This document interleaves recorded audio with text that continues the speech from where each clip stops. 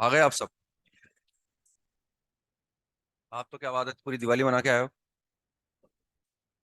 पहले बुला लिया होगा घर वालों ने उताई उताई करने। डेंगू हुआ है या वो सर ने कार्ड पंच कर दिया था?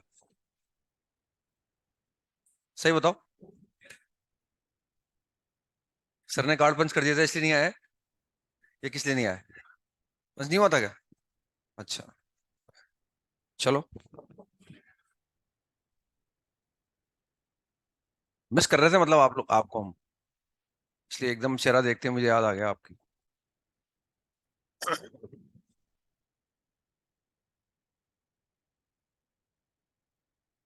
तो पढ़ाई पढ़ाई वढ़ाई की थोड़ी?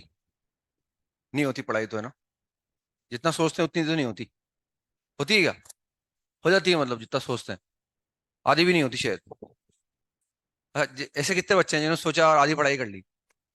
चल पूरा तो चल, ऐसे कितने हैं जिन्होंने पूरा कर लिया हो? तो ये तो बताएगा भी नहीं कोई एक्चुअली। अगर हो गया होगा तो वो बताएगा भी नहीं। इसलिए मैं पूरा तो पूछ ही नहीं रहा। इससे पूछ रहा हूँ जितना सोचा हो आधा किया हो चलो हमने। ऐसे कितने बच्चे हैं सोच के गए हो और आधा कर पाए हो? ऐसे कितने बच्चे हैं? ऐसे हैं मतलब दो चार हैं ऐसे ना, जिन्होंने वन थर्ड किया हो। आधे से भी कम किया हो। आधे से कम किया है ना। आधे से कम तो ही होता है भाई, लेके बैठ गए बस, लग रहा है पढ़ रहे हैं। मन नहीं लग रहा लेकिन फिर भी लेके बैठ गए। छुट्टियों के दिन लगते हैं 10 दिन है लेकिन बड़ी जल्दी निकल जाते हैं।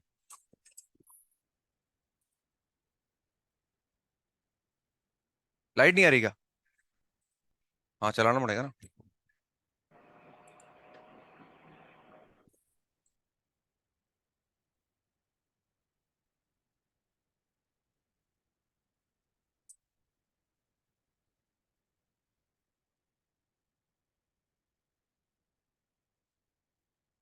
तो इनका टेम्परेचर 24 पे कर देना सबको। ये वाला फैन बंद कर देते हैं, आवाज आ रही है इससे बहुत।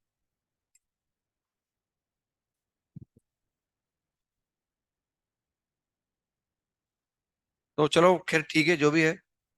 10 दिन हो जाते हैं, हालांकि लगता तो ये बहुत ज्यादा दिन होते हैं ना, लेकिन घर जाते हैं तो टाइम कैसे निकल जाता है पता नहीं लगता, है ना?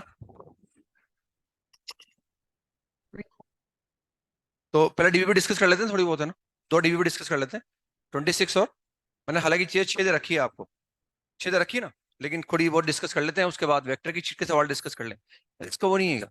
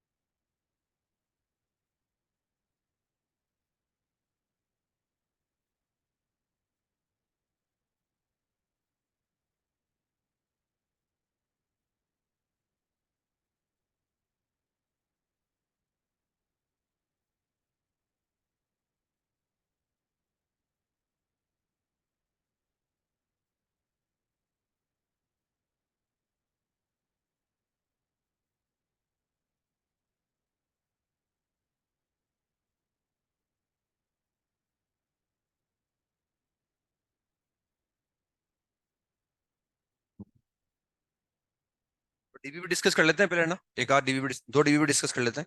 26 से करेंगे स्टार्ट, है ना? 23 से करेंगे। अच्छा 23 के बाद आगे की भी डेट शायद डीवीपी दे रखी है मैंने आपको करने के लिए ना। हाँ तो 23 के अंदर जो है वो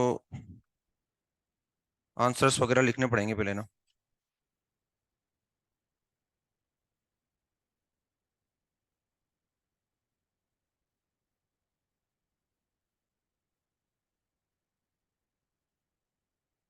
डीपीपी नंबर 23। तो इसका आंसर लिखो। फर्स्ट का आंसर है ए। फर्स्ट का आंसर हमारे पास ए है। सेकंड का आंसर है A B C D. Third का आंसर है ए सी डी, है ना। फोर्थ का answer B and C. Fourth का answer B and C. Fifth का answer again A B C D. Six का answer B C D. Seven का दे रखा है। एट का भी दे रखा है आपको आंसर, है ना। इसके बाद 24 भी दे रखी है मैंने ना। 24 के भी लिख लो आंसर। फर्स्ट का आंसर बी, सेकंड का आंसर ए, थर्ड का आंसर ए, फोर्थ का आंसर सी, फाइव का answer D, last option D. Six का आंसर बी, सेवन का answer B, again B for Bombay. Eight का answer B, again B for Bombay. Nine का C. Ten का B, ten का B. Eleven का again B. Twelve का A. 13 14 15 के दिए हुए हैं आपको ना। इसके बाद कौन सा दिया था? 26 दिया था शायद मैंने ना। हाँ, 26 के भी लिख लो आंसर। फर्स्ट का आंसर सी, सेकंड का आंसर बी, थर्ड का आंसर ए, फोर का answer D, last option D. Five का आंसर बी, फाइव का बी। सिक्स का बी, सिक्स का अगेन बी। सेवन का ए, एट का बी, नाइन का ए, टेन का बी, इलेवन का बी, ट्वेल्व का सी। 13 14 15 के दिए हुए आंसर आपको। तो 23 पर आ जाते हैं अपन। 23 के फर्स्ट में को डाउट हो गया फर्स्ट। सेकंड में को डाउट हो, थर्ड में को डाउट हो, थर्ड में को डाउट, फोर में को डाउट हो। डिफरेंशियल इक्वेशन है लीनियर, और उसमें इंटीग्रेटिंग फैक्टर निकल जाता है हमारे पास 1/x+1, है ना। इंटीग्रेटिंग हो गया ना। लीनियर डिफरेंशियल इक्वेशन है simple. D Y by D x is equal to सब plus P Y is equal to Q. तो इंटीग्रेटिंग फैक्टर निकाल लिया इसमें। सिंपल जम रहा है हमारे पास, वाई के टर्म्स में लिख दिया इसको, है ना। ये आ जाएगा। अब इतना सवाल हो जाएगा ना चाहिए। D Y by D x, और ये लिखा है -y/x+1, -y/x+1। और उधर बाकी सारा एक्स का टर्म हमारे पास है, तो उधर लिखा हुआ है x+1 और -3/x+1। तो this is linear differential equation. बस इसका इंटीग्रेटिंग फैक्टर निकाल लो आप, और इंटीग्रेटिंग फैक्टर आ गया 1/x+1, उससे मल्टीप्लाई कर दो, है ना। तो integrating factor, linear differential equation आ गई। इंटीग्रेटिंग फैक्टर निकालना आता है, और उसके बाद सॉल्यूशन निकालना आता है। इंटीग्रेटिंग दिख रहा है हमें, 1/x+1 is the integrating factor. बस उससे मल्टीप्लाई कर देंगे और फिर कैलकुलेट करके निकाल, बताऊं पूरा करके। इसके बाद नेक्स्ट 5 में को डाउट हो, 5 के बाद 6 में को डाउट हो, 7 में को डाउट हो। 7 में तो वही इनवर्स फंक्शन का कंसेप्ट लगा दो आप, है ना। कि भाई एक एफ एक्स है और एक एफ इनवर्स एक्स है हमारे पास। देख लो आप, एक एफ एक्स है और एक एफ इनवर्स एक्स है ना। और उस कंसेप्ट का यूज कर लेंगे ना। तो हमारे पास हमने मान लिया y बराबर एफ एक्स बराबर, ये लिखा हुआ है 1 - x², 1 - x² to the power 1/3। ये हमारे पास एफ एक्स है। अब इसका इनवर्स फंक्शन निकालो, मतलब एक्स को इन टर्म्स ऑफ y लिख दो, तो वही आया था हमारे पास। आ रहा है क्या वो? तो I1 तो हो गया हमारे पास। I1 is 0 to 1 f(x) dx। ये तो हो गया I1, 0 to 1 f(x) dx। अब I2 को लिख सकता हूं मैं, क्योंकि अंदर वाला जो फंक्शन है वो मैंने पहचान लिया कि वो एफ इनवर्स एक्स है। दिख रहा है यहाँ से मेरे हिसाब से ना। तो that is 0 to 1 f(x) dx। ये ऐसा आ गया ना। अब मुझे I1 I2 को रिलेट करना है। तो एक तो ये होता है कि a to b f(x) dx, और f(a) to f(b), है ना, f इनवर्स x dx। तो वो तो हम जानते हैं b into f(b) minus a into f(a) आ जाता है ना। तो यहाँ देख रहे हैं कि अगर मैं x बराबर 0 पर, जैसे इसको अगर मैं a to b बोलूँ, इसको मैं बोलूँ कि अगर ये a to b है, तो इसको f(a) to f(b) बोलना। आप भी बहुत दिनों बाद आया शायद, है ना। हाँ, रेगुलर आते हैं। पता नहीं, मैं एकदम कुछ के पे लगा के आते हो गए। हाँ, तभी बोलने लगा ना एकदम, आपने तो फिर भ्रमित ही कर दिया मुझे ना। तो मैं जनरली पहचान लेता हूँ बच्चों को एक्चुअली। हाँ, अब पहचान में आया ना आप क्या आते हो ना। तो इसलिए एकदम मुझे लगा कि भाई क्या। तो इसमें x बराबर, जैसे x बराबर ये x की लिमिट हमारे पास, ये भी x की लिमिट है एक्चुअली। लेकिन हम ये ऐसे हम ये चेक कर रहे हैं कि a to b, और ये f(a) to f(b) है क्या। तो इसमें x बराबर आप लिखो 1, इसमें x बराबर 1 लिखो। तो बड़ी f(1), f(1) is coming out to be 0, है ना। और अगर मैं f(0) निकालूंगा तो वो कितना आ जाएगा? वो 1 आ जाएगा। तो इसको अगर मैं a to b बोल रहा हूँ ना, तो ये f(a) से f(b) नहीं है ना। f(a) से f(b) नहीं है ना। तो वो मैं लगा नहीं पा रहा, मतलब, है ना। लेकिन मुझे अब I1 I2 का रेशियो निकालना है। तो या तो मैं इंटीग्रेशन का प्रोसेस यूज करके दोनों का अलग अलग इंटीग्रेट कर लूं किसी भी तरह से। जिस दिन मैं इंटीग्रेट नहीं कर पाऊंगा ना, उस दिन मुझे ये सब बातें दिमाग में आएगी कि भाई एक एफ इनवर्स एक्स है, अब कैसे इंटीग्रेट करूँ ना। तो हमने क्या करा, एफ इनवर्स एक्स को टी पुट कर दिया, एफ इनवर्स एक्स बराबर टी, उसको हमने टी पुट कर दिया। तो एफ इनवर्स एक्स को टी पुट कर दो, एफ इनवर्स एक्स बराबर टी। इसको मैं ऑलवेज क्या लिख सकता हूँ, इसको मैं ऑलवेज लिख सकता हूँ x is equal to f of t, इसको मैं ऑलवेज ऐसे लिख सकता हूँ। तो ये तो टी बन गया। अब मुझे लिमिट टी की चाहिए, तो टी में निकाल सकता हूँ मैं ना। ये लिमिट अभी किसकी है, एक्स की है ना। तो देखो जब मैं एक्स बराबर जीरो लिखूंगा ना, तो व्हाट इज टी, जब एक्स बराबर जीरो लिखूंगा तो टी कितना आएगा, वन आएगा। समझ रहे हैं बात, समझ में आ गए। क्योंकि हमें तो रखा है कि एफ ऑफ जीरो क्या है, वन के बराबर। तो जब मैं एक्स बराबर जीरो लिखूंगा तो एफ ऑफ टी जीरो के बराबर कब होगा, जब टी बराबर वन होगा। तो ये टी बराबर वन आ जाएगा। अब जब मैं एक्स बराबर वन लिखूंगा तो वो जीरो आ जाएगा, तो ये जीरो आ जाएगा। एफ इनवर्स एक्स को मैंने टी बोला है तो कितना हो गया, दिस इज टी हो गया। अब डीएक्स में निकाल रहा हूँ, तो यहाँ से डिफरेंशिएट कर दो उसको ना। तो this is d x is equal to f dash t d t, ये आ जाएगा f dash t d t. ये डीएक्स हमारे पास आ गया, तो ये आ गया f dash t d t, f dash t d t. By parts लगा दो उसमें अब, क्योंकि हमें zero to one f x d x पता है, मतलब हमें zero to one f of t d T पता है, zero to one f of t d t मुझे पता है ना, ये मुझे पता है। तो बस इसका यूज करके अब निकाल लेंगे अपन। इसमें बाई पार्ट्स लगा दो, और एफ डेस टी को मान लो इंटीग्रेबल, एफ डेस टी को इंटीग्रेबल मान लो। जैसे इसको इंटीग्रल मानूंगा तो इसका इंटीग्रल क्या आ जाएगा, एफ ऑफ टी आ जाएगा, और वो मेरे पास है। इसको मान लेंगे हम इंटीग्रेबल, और इसको मान लेंगे डिफरेंशिएबल। ये तो फर्स्ट फंक्शन हो गया, और ये सेकंड फंक्शन हो जाएगा। पर इसमें बाई पार्ट्स लगा दो आप। तो first function will remain as such, integral of second function that is f of t. मैं इसमें लिमिट लगा दूंगा zero to one, one to zero, minus one to zero, derivative of first function, integral of second function and d t. अब इसमें limit लगा दूंगा, तो जब टी बराबर वन जीरो लिखूंगा तो जीरो आ जाएगा, और जब टी बराबर वन लिखूंगा तो जो एफ ऑफ वन आएगा वो जीरो आ जाएगा, तो वो भी जीरो आ गया ना। अब इसमें इस माइनस साइन से लिमिट चेंज कर दो, इसको कर दो जीरो टू वन, और इसको कर दो f of t d t. And what is this, this is I one, तो आई टू बराबर I one, hence I one बराबर आई टू। तो I one upon I two is equal to, ये भी अच्छा सवाल है। अभी इस साल 2023 में आया ना, लास्ट सवाल हमारे डिफरेंट की शीट में जो था, उसमें डायरेक्ट प्रॉपर्टी लग रही थी, है ना। फिर हमारे डीबी में भी आया था, उसमें एक में बनाना पड़ा था अपने को ना। तो दो तीन चार सवाल हैं एक साथ दिमाग में रख सकते हैं। एडवांस में नहीं आएगा तो कहीं कहीं मेंस में पूछ सकते हैं वो ना, क्योंकि वो सवाल जो आता है ना वो चलता रहता है फिर कहीं, है ना। एक थॉट जो माइंड में आता है वो कहीं ना कहीं दोबारा भी आ सकता है, थॉट चेंज होकर, है ना। तो इस पे ध्यान रख सकते हैं, और माइंड में रखा जा सकता है इसको। एट में को डाउट हो, क्वेश्चन नंबर एट में को डाउट हो गया। एट, एट में बस ये देना जरूरी है मेरे हिसाब से कि सी पॉजिटिव है। घर जाके विचार करना, आप पूछ तो रहे नहीं हो ना, लेकिन फिर भी घर जाके विचार करना, सी पॉजिटिव दे रखा होगा तब अपन बात कर सकते हैं ना। तो सी इसमें पॉजिटिव होना चाहिए, सवाल में देना चाहिए ना कि सी इज पॉजिटिव, ठीक है ना। 24 पर आ गए। 24 में फर्स्ट में को डाउट हो, क्वेश्चन नंबर वन में को डाउट। अगर कंसेप्चुअली करोगे तो बहुत लंबा हो जाएगा।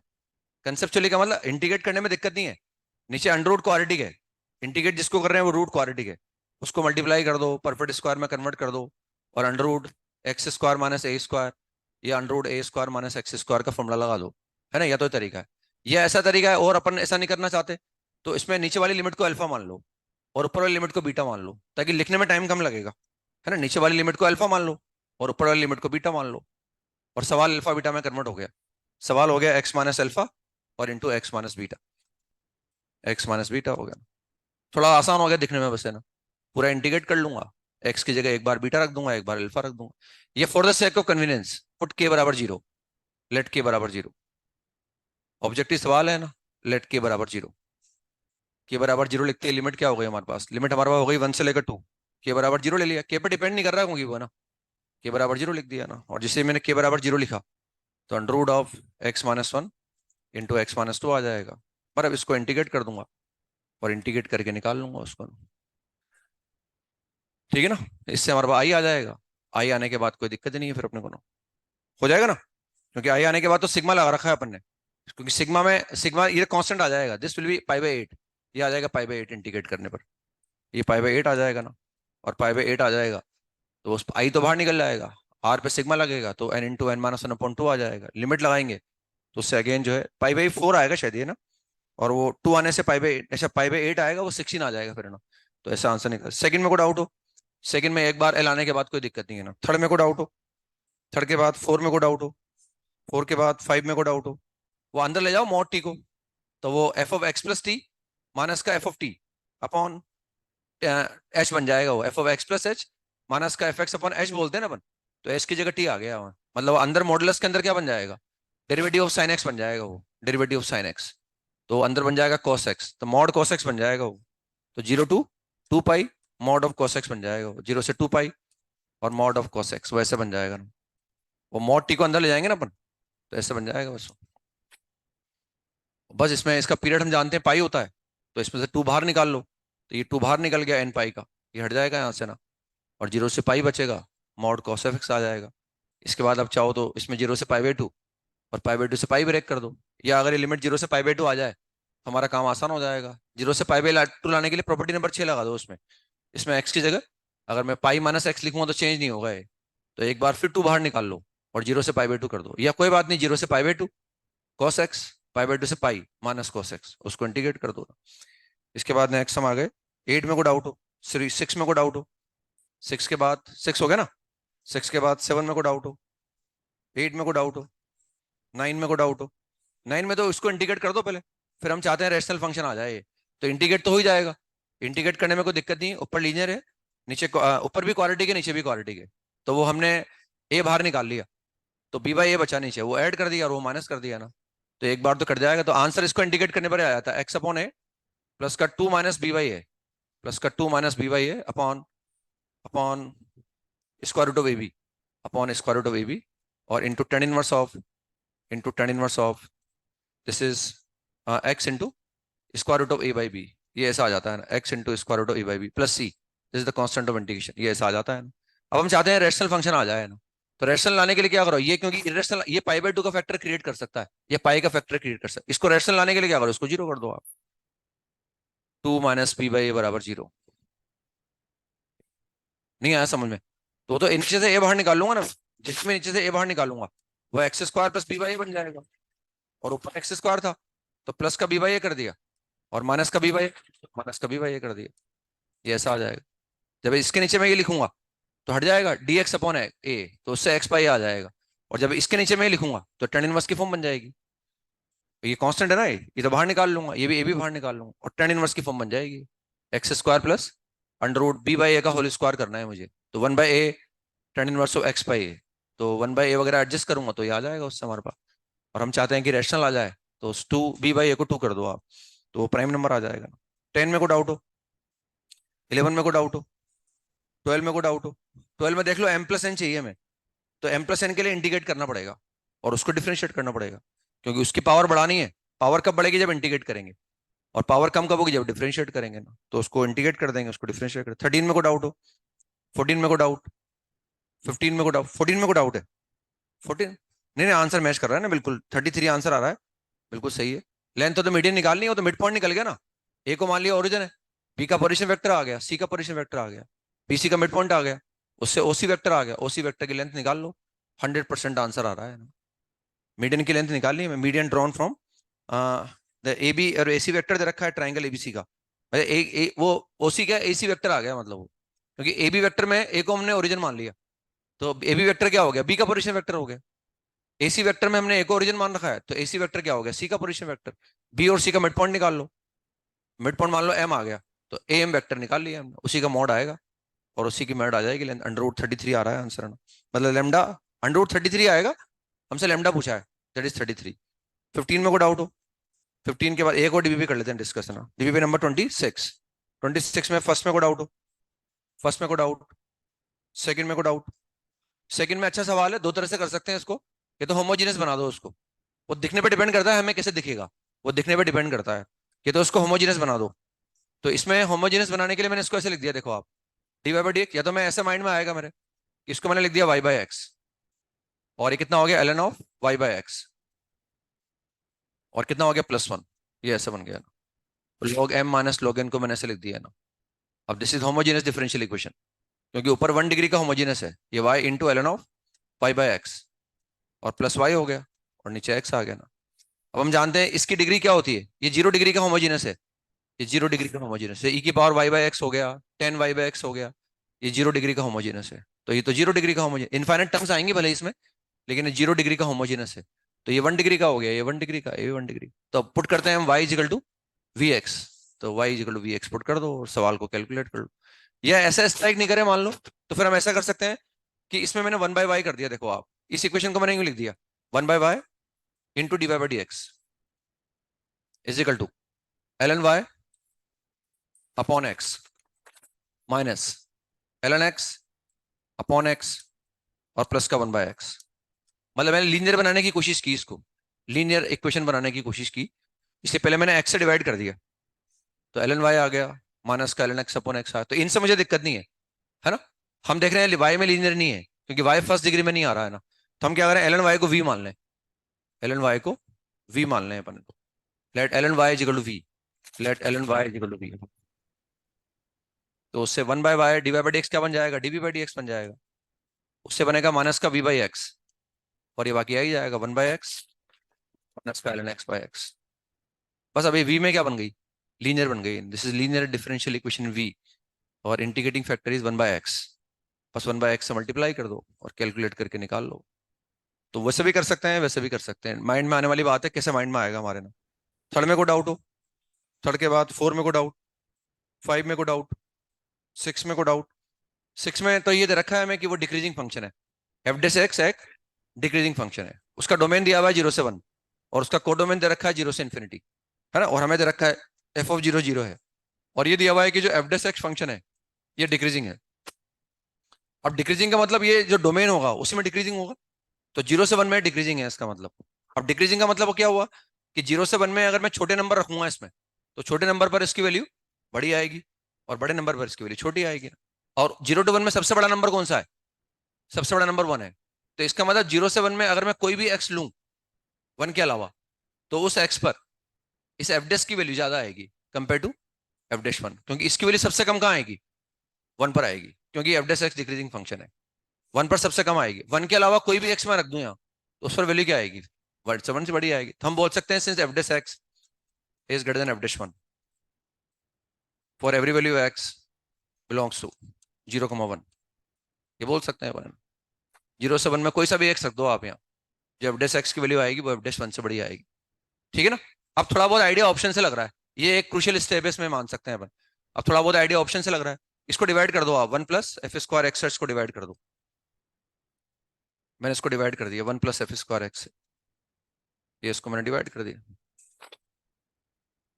सेम नंबर पॉजिटिव नंबर से डिवाइड किया है तो कोई दिक्कत भी नहीं है ना, तो साइन चेंज भी नहीं हो। अब इसको इंटीग्रेट कर दो, तो 0 to 1 मैंने इसको इंटीग्रेट कर दिया, दिस इज 0 to 1, और ये F dash x upon 1 + f²x, ये आ जाएगा 1 + f² x dx, and this is greater then 0 to 1, ये आ जाएगा f dash x, F dash 1 है सॉरी, है ना ये, दिस इज एफ डेस 1। वो एफ डेस 1 से कंपेयर किया है उसको मैंने ना, एफ डेस 1 से 1 पर वैल्यू सबसे कम आएगी, और अगर मैं 0 से 1 में कोई भी एक्स लूंगा तो उस पर जो वैल्यू आएगी वो एफ डेस 1 के मुकाबले ज्यादा आएगी। तो ये एफ डेस 1 हो गया, और ये 1 + f² x dx आ जाएगा ना, ये ऐसा आ जाएगा हमारे पास। अब इंटीग्रेट करने में यहाँ तो कोई दिक्कत ही नहीं है ना, मैं नीचे खड़े रेडी ऊपर लिखा हुआ है, पुट एफ एक्स बराबर टी, एफ एक्स को टी पुट कर दूंगा तो उससे लिमिट आ जाएगी हमारे पास, यानी इसका इंटीग्रल क्या हो गया, tan इनवर्स एफ एक्स आ गया इसका इंटीग्रल। तो this is tan inverse of F x, tan inverse of F x, ये इसका इंटीग्रल आ जाएगा, 0 to 1 आ जाएगा। अब यहाँ एफ डैश 1 को मैं बाहर निकाल लूंगा, ये तो कांस्टेंट नंबर है, और इसको मैं इंटीग्रेट नहीं कर पाऊंगा क्योंकि मेरे पास ऊपर कौन सा फंक्शन है मुझे पता नहीं है ना, और मुझे दिक्कत भी नहीं है, ऑप्शन से मालूम पड़ रहा है भाई इसको आप एरिडीज रख लो, इसको मैंने एरिडीज रख लिया ना। अब इसमें जब मैं लिमिट लगाऊंगा तो एक बार एक्स की जगह 1 रख दूंगा और एक बार 0 रख दूंगा, तो व्हाट इज एफ ऑफ 0, 0 दिया हुआ है सवाल में मैंने, तो tan इनवर्स 0 भी 0 आ जाएगा, तो आ जाएगा tan inverse of F of 1, ये आ जाएगा tan inverse of F of 1। अब देखो एफ डैश 1 एक पॉजिटिव क्वांटिटी है, क्योंकि हमें तो रखा है कि एफ डैश एक्स क्या है, पॉजिटिव है, यानी 0 से 1 में कुछ भी रखो एफ डैश एक्स पॉजिटिव आएगा। तो इस एफ डैश 1 से मैंने डिवाइड कर दिया, तो ये मैंने एफ डैश 1 से इधर डिवाइड कर दिया ना, और ये 0 to 1 इसको कॉपी कर लिया हमने, 0 to 1 1/1 + f² x dx को मैंने कॉपी कर लिया। अब सब कुछ मैच कर रहा है, हमें एफ ऑफ 1 चाहिए यहाँ, एफ ऑफ 1। तो हम जानते हैं कि अगर हम x पॉजिटिव है, तो अगर मैं डायग्राम बनाऊं, मैं y बराबर x का डायग्राम बनाऊं, ये y बराबर x का डायग्राम है, तो sin x नीचे से निकलता है और tan x ऊपर से निकलता है। लेकिन अगर इनवर्स की बात करें तो sin इनवर्स x x से बड़ा होता है और tan इनवर्स x x से छोटा होता है। तो अगर x पॉजिटिव है तो tan inverse x is less than x, यानी अगर मैं इसको tan इनवर्स x बोलूं तो ये जो वैल्यू आएगी ये x से छोटी आएगी, और what is x, F of 1। यानी अगर अभी ऐसा ये लिखा हुआ है ना, तब भी ये जो एक्सप्रेशन है जो लेफ्ट हैंड साइड है वो इस राइट हैंड साइड से बड़ा है, ये जो लेफ्ट हैंड साइड है ये इस राइट हैंड साइड से बड़ा है। अब अगर मैं इस न्यूमरेटर की जगह उससे बड़ा नंबर रख दूं, तब और बड़ा हो जाएगा ये, तब तो ट्रू होगा ही होगा। और हम जानते हैं tan inverse f o one में और एफ ओ वन में बड़ा कौन है? एफ ओ वन बड़ा है, क्योंकि अगर एक्स पॉजिटिव है तो टेन इनवर्स एक्स एक्स से छोटा होता है ना। therefore this tan inverse f of 1 will be less than f of 1।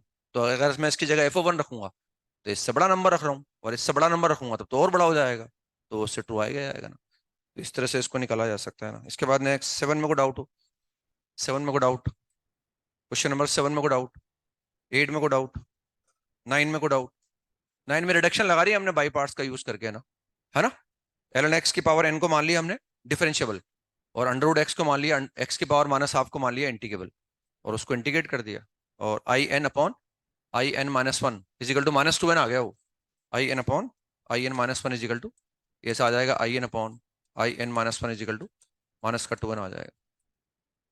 Reduction लगा रही है बस सुपने में।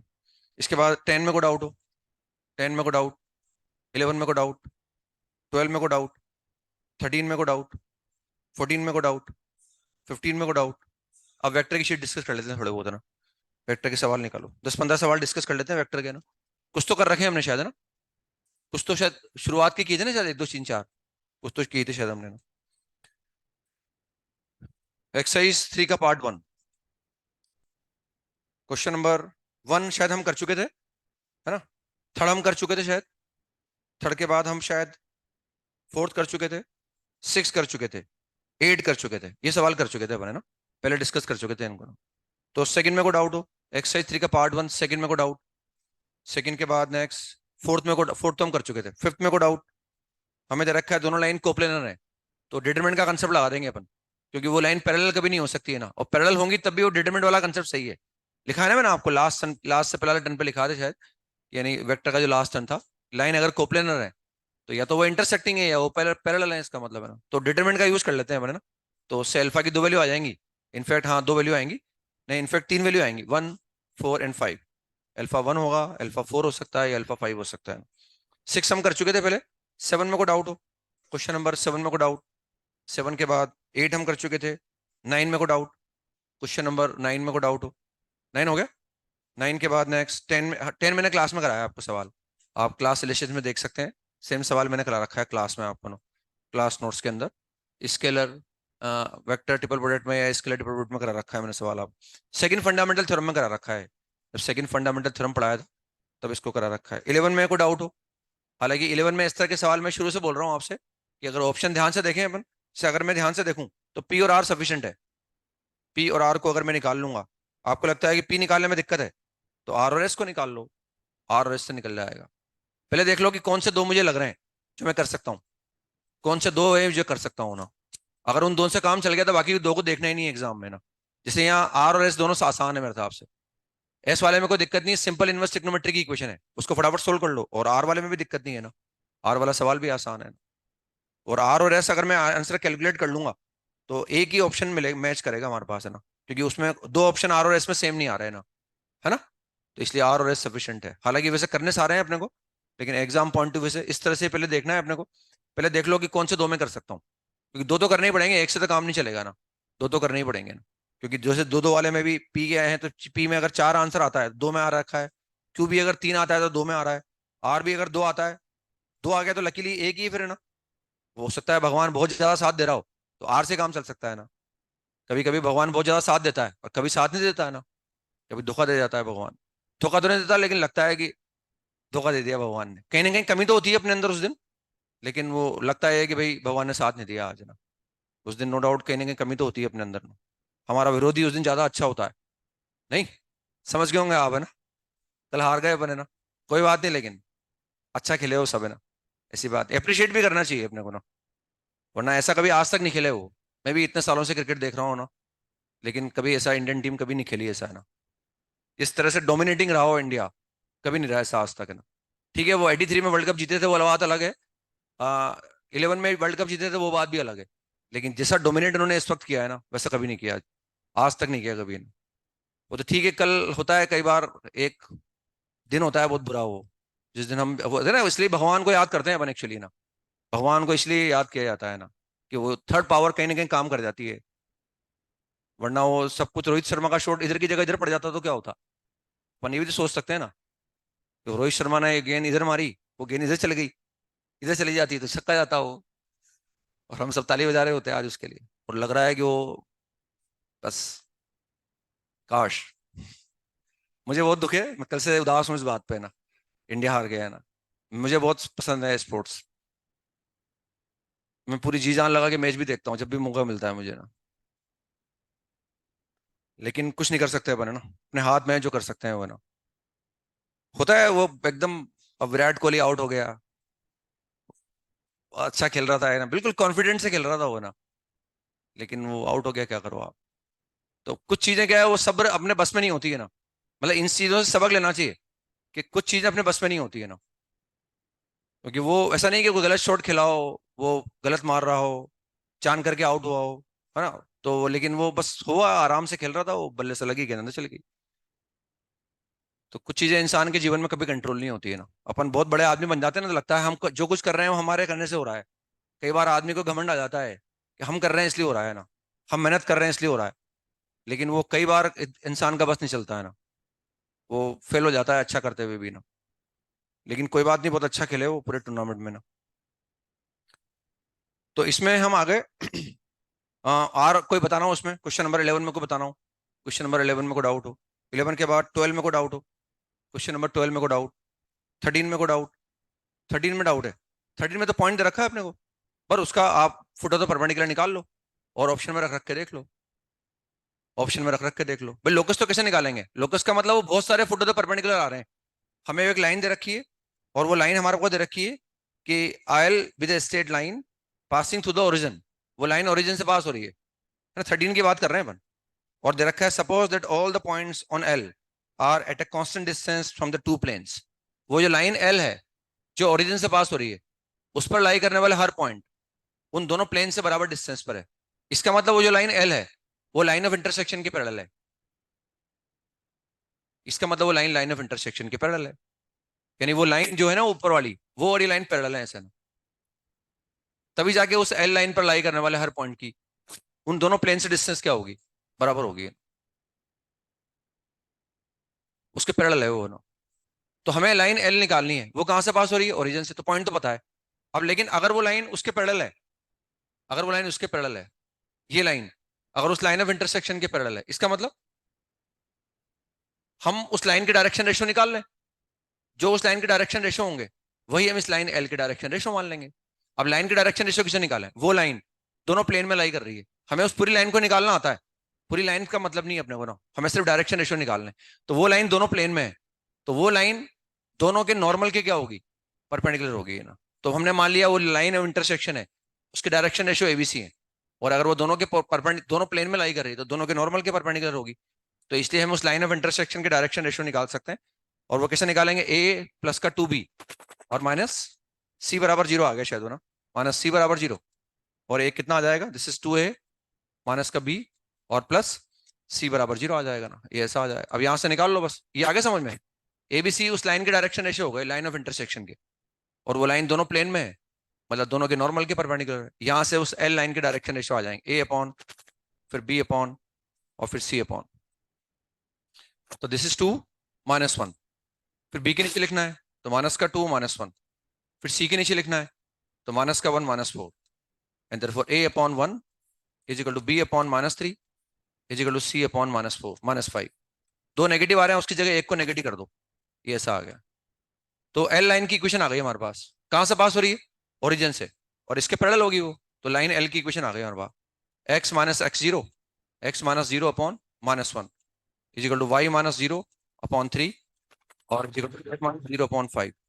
ये लाइन की इक्वेशन आ गई हमारे पास, ये लाइन आ गई। अब हमें क्या करना है, इस लाइन पर लाई करने वाले जो पॉइंट है उन पॉइंट से हम प्लेन P1 पर क्या कर रहे हैं, परपेंडिकुलर ड्रॉ कर रहे हैं। तो उन परपेंडिकुलर के जो फुट ऑफ द परपेंडिकुलर है उनका लोकस निकालना है। तो फुट ऑफ द परपेंडिकुलर बहुत सारे आएंगे, इसका मतलब ऐसा नहीं कि किसी एक पॉइंट से हम फुट ऑफ द परपेंडिकुलर निकाल रहे हैं। या तो मैं दो पॉइंट ले लूं और दो point foot of the perpendicular निकाल लूं और देख लूं कि वो कौन सा ऑप्शन, लेकिन हो सकता है मैं जिन दो पॉइंट को लूं उनके जो फुट ऑफ द परपेंडिकुलर है वो ऑप्शन में नहीं हो। तो हमने क्या करा, इस लाइन पर लाई करने वाले किसी जनरल पॉइंट का उस प्लेन P1 पर क्या निकाल लिया, फुट ऑफ द परपेंडिकुलर निकाल लिया, वो आएगा इन टर्म्स ऑफ लेमडा, पर उसमें लेमडा की जगह वैल्यू रख रख के देख लेंगे ना कि किस चीज से आएगा ना। मैंने लाइन पर एक जनरल पॉइंट ले लिया बराबर लेमडा। मेरी बात तो समझ रहे हैं ना अब तक? तो ये मैंने लाइन पर, तो अब इस पर पॉइंट आ गया पी हमारे पास, वो आ गया माइनस का लेमडा, वो आ गया 3 लेमडा, और वो आ गया 5 लेमडा। लेमडा कुछ भी हो, ये पॉइंट इस लाइन पर लाई कर रहा है। अब इस पॉइंट से हम उस प्लेन P1 पर क्या निकाल लेते हैं? फुट ऑफ द परपेंडिकुलर निकाल लेते हैं। तो कैसे निकालेंगे? x - x1 upon a। P1 की बात कर रहे हैं ना अपन, तो a का मतलब कितना हो गया? 1 हो गया। y - 5 अपॉन b, b का मतलब कितना हो गया? 2 हो गया। और z - z1 upon c, c का मतलब हो गया z का coefficient -1। Foot of the perpendicular निकाल रहे थे माइनस, और उस पॉइंट को प्लेन में रख देंगे अपन। तो पॉइंट को प्लेन में रखा तो माइनस का लेमडा आ गया, और उससे फिर 6 लेमडा आ गया, और फिर कितना आ गया? 6 लेमडा के बाद आ गया माइनस का 5 लेमडा, और फिर आ जाएगा +1 अपॉन a² प्लस का b² और प्लस का c²। ये ऐसा आ जाएगा, 6 लेमडा से 6 लेमडा हट जाएगा, तो this will come out to be minus का 1/6। तो जो फुट ऑफ द परपेंडिकुलर आएगा वो आएगा हमारे पास माइनस का 1/6 माइनस का लेमडा, दैट इज माइनस का 1/3 प्लस का 3 लेमडा, वो आ जाएगा हमारे पास 1/6 प्लस 5 लेमडा। अब ये बहुत सारे फुट ऑफ द परपेंडिकुलर है हमारे पास। लेमडा की अलग अलग वैल्यू लिखो आप, लेमडा की अलग अलग वैल्यू से ये अलग अलग पॉइंट आएंगे, और अलग अलग पॉइंट से अलग अलग फुट। अब हम पता लगाना है जो भी पॉइंट आएंगे उसका लोकस क्या है। तो लोकस तो क्या बेसिकली अपने पॉइंट बताना है अपने को, दोनों पॉइंट ही बताना है ना अपने को। तो ये बताना है कि भाई पॉइंट कौन सा। अब इसमें देख लो भाई, क्या ये पॉइंट कभी ए ऑप्शन को रिप्रेजेंट कर सकता है क्या? तो ए ऑप्शन में देखो, ए ऑप्शन में एक्स क्या है? 0 है। तो एक्स 0 कब होगा? जब लेमडा 1/6 होगा। तो लेमडा को 1/6 रखने पर नो डाउट ये तो 0 आएगा। ये मैच कर रहे नहीं कर रहे, ये देख लो। अगर ये भी मैच कर रहे हो तो ठीक है, ए ऑप्शन सही है, इसका मतलब है ना। ऐसे बी ऑप्शन चेक कर लूंगा कि यहाँ से बी ऑप्शन आ सकता है क्या, ये सी ऑप्शन बन सकता है क्या, ये डी ऑप्शन बन सकता है क्या। ठीक है ना, ये फुट ऑफ द परपेंडिकुलर आ गया हमारे पास। इसके बाद 14 में को डाउट हो, 14 में को डाउट, 15 में को डाउट, 15 के वो एक तो छोड़ना पड़ेगा कॉम्प्लेक्स नंबर वाला अपने को। 15 में को डाउट हो गए? बस अब बाकी बाद में कर लेते हैं, थोड़ा बहुत पढ़ भी लेते हैं अपने ना। तो हम आ गए थे शायद प्रॉपर्टीज ऑफ, क्या चल रहा था हमारे? प्रॉपर्टीज ऑफ कॉन्जुगेट तो शायद पूरा कर लिया था अपने। प्रॉपर्टीज ऑफ कॉन्जुगेट तो पूरा कर दिया था मैंने। प्रॉपर्टीज ऑफ मॉडुलस लिखवा दिया था मैंने आपको शायद, है ना? वो सारी प्रॉपर्टी मैंने प्रूव तो करवाई दी थी आपको, आर्ग्यूमेंट की प्रॉपर्टी, मॉडुलस की प्रॉपर्टी, इन सबको मैंने प्रूव करवा दिया था आपको, है ना? और कॉन्जुगेट की लिखवा दी थी, और मॉडुलस की भी मैंने सारी प्रॉपर्टी लिखा दी थी आपको, कि जब भी मॉड में कोई दिक्कत आ रही हो तो उसकी स्क्वायरिंग कर दो, और मॉड जेड के स्क्वायर को हमेशा z × z बार लिख दो आप। ये मैंने बताया था आपको ना। तो मॉडुलस की प्रॉपर्टी के सवाल करेंगे अपने ना। प्रॉपर्टीज ऑफ मॉडुलस के हम सवाल करेंगे ना। तो उसमें शायद मैंने सिर्फ लिखवाया था बस आपको ना, एक सवाल करवाया था, कौन सा? वो फाइंड a + आयोटा। अच्छा, वो एक सवाल कराया था मैंने आपको। नहीं, उसके वो तो मैंने शायद कॉन्जुगेट के बाद ही करा दिया होगा, कि मॉडुलस की प्रॉपर्टी के बाद कराया था। अच्छा, तो हमने उसमें एक ही सवाल किया है बस, प्रॉपर्टीज ऑफ मॉडुलस के अंदर है ना। तो इसमें लिखे, आपको सवाल करते हैं अपन प्रॉपर्टीज ऑफ मॉडुलस पर है ना। प्रॉपर्टी वगैरह देख के आए होंगे एक बार आप, है ना, जो पढ़ा है वो पढ़ के आए होंगे आप। तो इसमें लिखे if z is equal to iota into 2 + iota upon 2 - iota into 1 + 3 iota, then find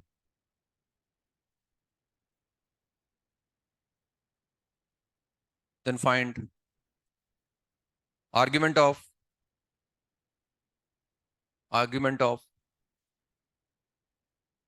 modulus of z, then find argument, कर लिया था क्या हमने? Then find argument of modulus of z,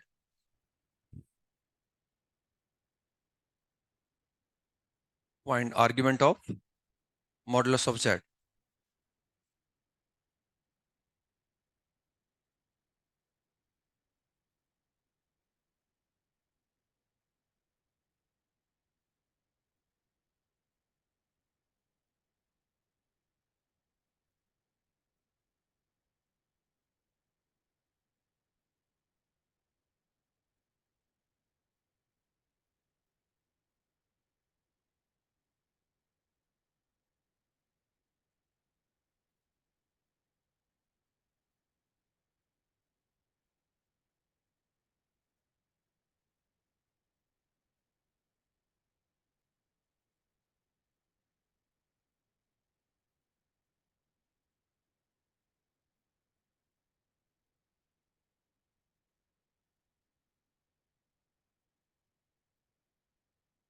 okay, answer is zero.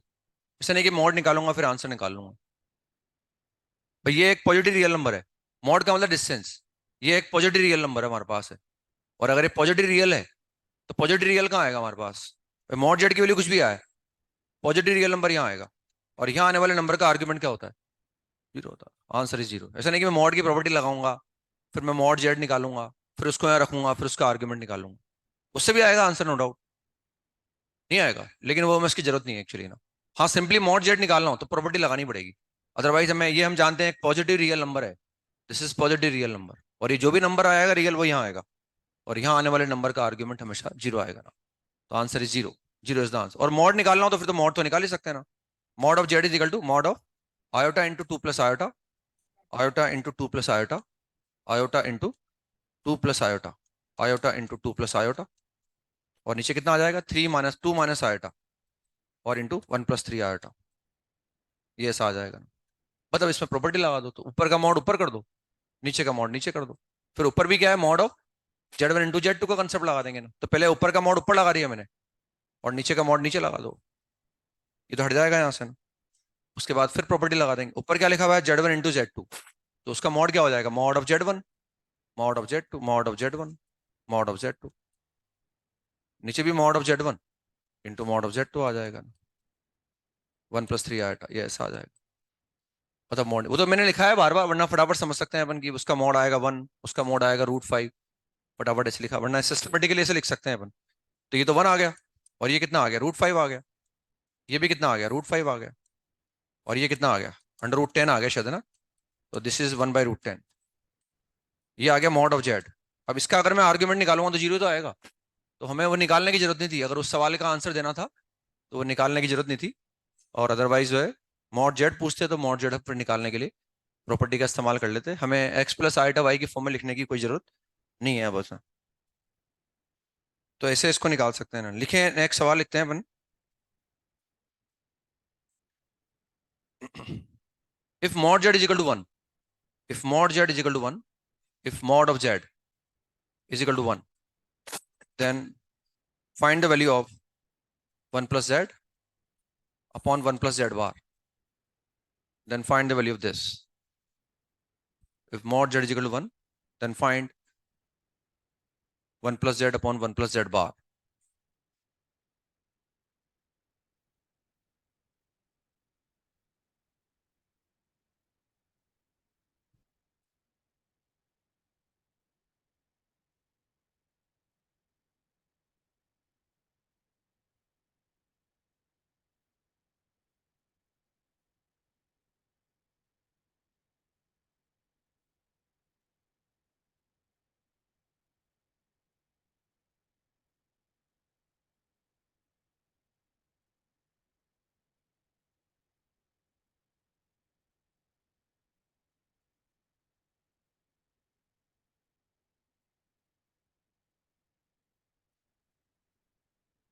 हो गया? अब देखो इसमें क्या है, हमारे पास इनफाइनाइट जेड ऐसे हैं, है ना। या तो हिट एंड टाइल का यूज करो आप, ऑप्शन अगर हो तो हिट एंड टाइल का यूज करो। ऐसे इनफाइनाइट कॉम्प्लेक्स नंबर इनका मॉड वन के बराबर आएगा, एक सर्कल की सर्कमफ्रेंस पर है। तो हो सकता है काम चल जाए, लेकिन ऑब्वियस सी बात है मैं जेड को माइनस वन नहीं लूंगा, क्योंकि जेड को माइनस वन लूंगा तो डिफाइन ही नहीं होगा, है ना। ठीक है ना। तो जेड को वन ले लो। जैसे आप जेड को वन लेंगे तो ऊपर क्या आ जाएगा? वन प्लस वन, नीचे वन प्लस वन, वन आ जाएगा मतलब, है ना। यानी जेड को वन लिया तो आंसर वन आ गया। जेड को टू लूंगा तो जेड को टू तो ले नहीं सकता, क्योंकि जेड टू है ही नहीं। अगर जेड टू होगा तो उसका मॉड वन नहीं आएगा ना फिर। जेड को मैं आइटा ले सकता हूँ। जेड को मैंने आइटा लिया, आइटा का मॉड भी क्या होता है? वन के बराबर होता है। तो ये कितना आ गया? One plus iota upon one minus iota. इसको लिख दिया मैंने वन प्लस आइटा का होल स्क्वायर अपॉन टू आ गया है ना। और ये कितना आ गया? आइटा आ गया। तो जब जेड को वन लिया तो आंसर वन आया, जेड को आइटा लिया तो आंसर आइटा आ गया ना। तो बताओ मतलब मैं अगर हिट एंड ट्राई लगाऊंगा तो जेड को वन लिया, रख के देखा, आंसर में वन आ गया।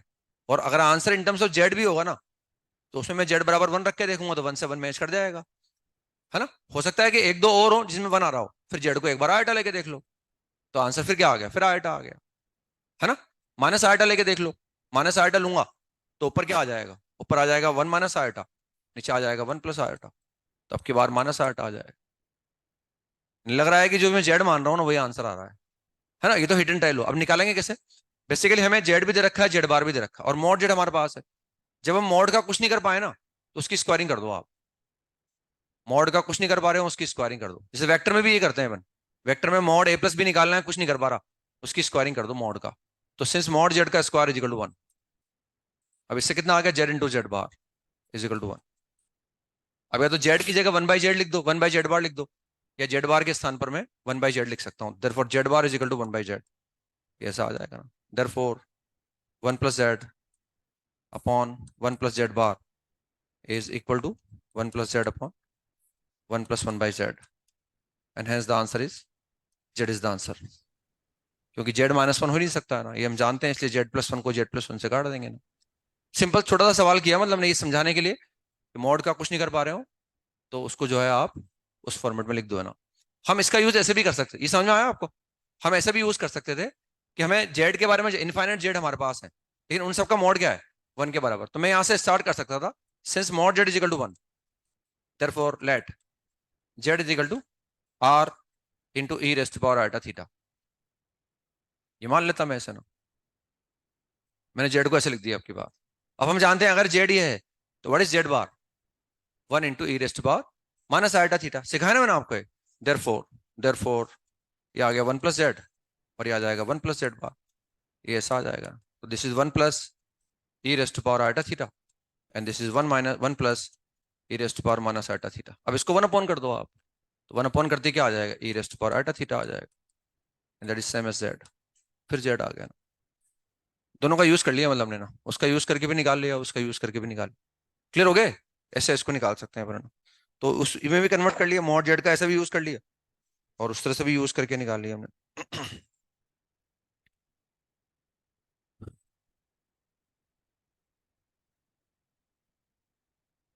if mod z is equal to 1, if mod z is equal to 1, if mod z is equal to 1, and w is equal to, and w is equal to z minus 1 upon z plus 1, obvious सी बात है z -1 के बराबर नहीं है ना। then find real part of w, then find real part of w, w का मुझे real part निकालना है ना।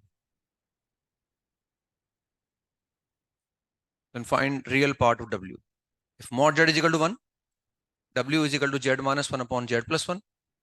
दो जानकारियां दे रखी है मेरे को, and we have to find the real part of w, w का रियल पार्ट हमें निकालना है ना।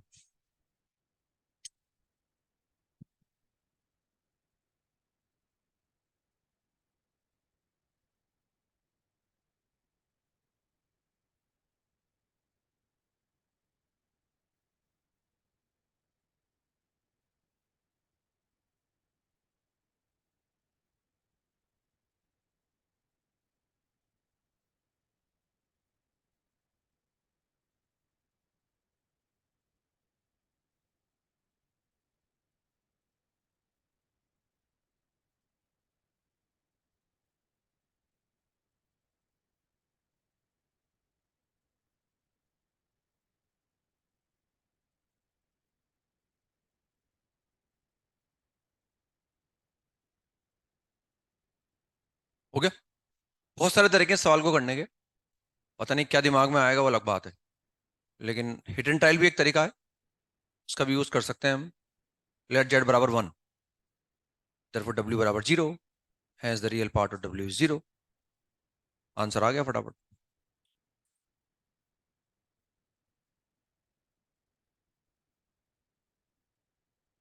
मॉड जेड 1 दिया हुआ है हमें, और हमें w का रियल पार्ट निकालना है एक्चुअली ना। रियल पार्ट ऑफ w ये हमें कैलकुलेट करना है। तो एक तो हो गया ना हिट एंड ट्रायल। जेड को -1 तो मैं मान ही नहीं सकता, वरना डिफाइन ही नहीं होगा ना। वो तो अंडरस्टूड सी बात है, लिखो या मत लिखो आप, जेड कैन नॉट बी -1, वरना फिर w डिफाइन ही नहीं होगा। तो लेट जेड बराबर 1, तो w बराबर 0 हो गया। What is real part of w? 0 आ गया। ये जेड को आयटा मान के देख लिया। जेड को आयटा मानूंगा तो कैलकुलेट करना पड़ेगा थोड़ा, कैलकुलेट करके निकाल लूंगा, उससे निकाल लूंगा, देख लूंगा, वहां रख दूंगा, सिंप्लीफाई कर लूंगा, रियल पार्ट निकाल लूंगा। सबसे अच्छा तरीका जो इसका ये है, वो तरीके तो बहुत सारे हैं इसके, सबसे अच्छा तरीका ये है कि हमें मॉड जेड 1 दे रखा है, और हमें w के रियल पार्ट के बारे में जानकारी है। तो हमने क्या इसका यूज करने के लिए, ये मैंने सिर्फ एक सवाल में किसी में और में यूज करके बताया था आपको ना।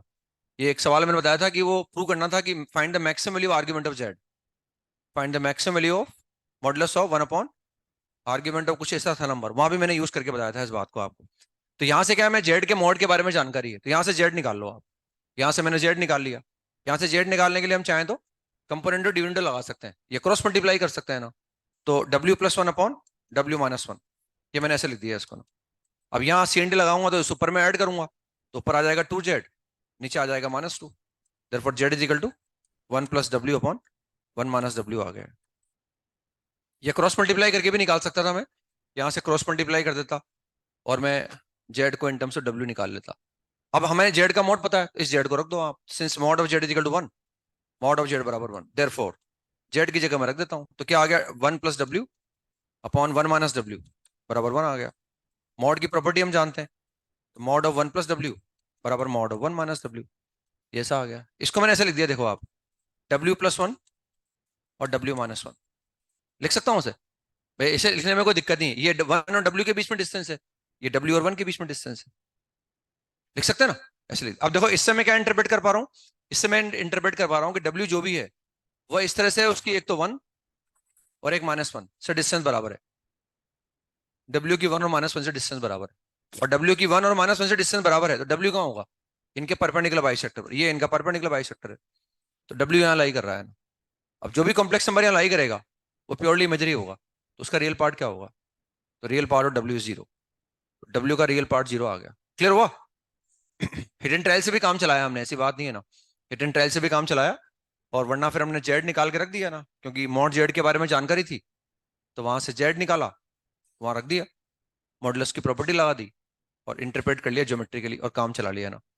हम ऐसे भी कर सकते थे कि हमें मॉड जेड 1 दे रखा है, तो मैं ऐसे भी यूज कर सकता हूँ, late Z = 1 into e⁻θ। Mod तो 1 दे रखा है, हमने उसको e⁻θ मान लिया ना। अब रख देते हैं यहाँ पर ना, पहले W को सिंप्लीफाई कर लेंगे, और एक बार W को सिंप्लीफाई करने के बाद उसका रियल पार्ट निकालने के बारे में सोचेंगे। Therefore W is equal to Z-1 upon Z+1, ये ऐसा आ गया ना। Now what is Z, e⁻θ, तो आ गया e⁻θ, और ये आ जाएगा e⁻θ +1 आ जाएगा। अब ये थोड़ा मिस कर रहे हैं इसमें अपन, है ना, कुछ ऐसा लग रहा है कुछ कमी है।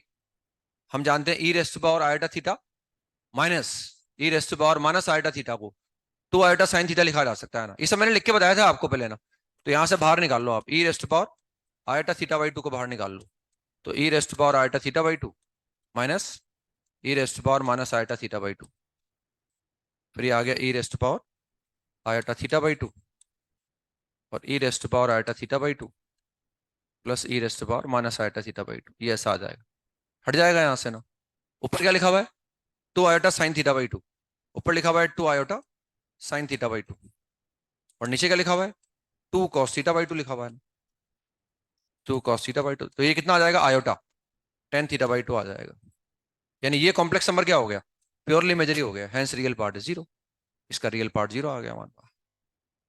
तो एक हिडन ट्रायल से निकाला, फिर वो वहां से जेड निकाल के वहां रख दिया, उससे निकाल लिया, हमने मॉड का यूज कर लिया, मॉड का यूज करके निकाल लिया, है ना। हम ऐसे भी निकाल सकते हैं, हम इस तरह से भी सोच सकते हैं कि भाई हमें इसका रियल पार्ट निकालना है, तो बेसिकली रियल पार्ट होगा क्या, मतलब ये मैं इसलिए बता रहा हूँ अलग अलग तरह से, कि हम किसी भी सोचे, मतलब है ना, तो हमारा काम चल जाएगा ना। उसको करने के भले ही सवाल छोटा सा है, बहुत बड़ी बात भी नहीं है, लेकिन वो अलग अलग तरह से यूज कर रहे हैं, वो हमारे दिमाग में रहेगा कि हम कैसे भी यूज कर सकते हैं। अब वो अलग बात है, अलग अलग तरीके में हो सकता है, किसी में टाइम कम लग रहा हो, किसी में टाइम ज्यादा लग रहा हो, लेकिन वो छोटे से सवाल के माध्यम से अपन अलग अलग चीजें सीख रहे हैं ना।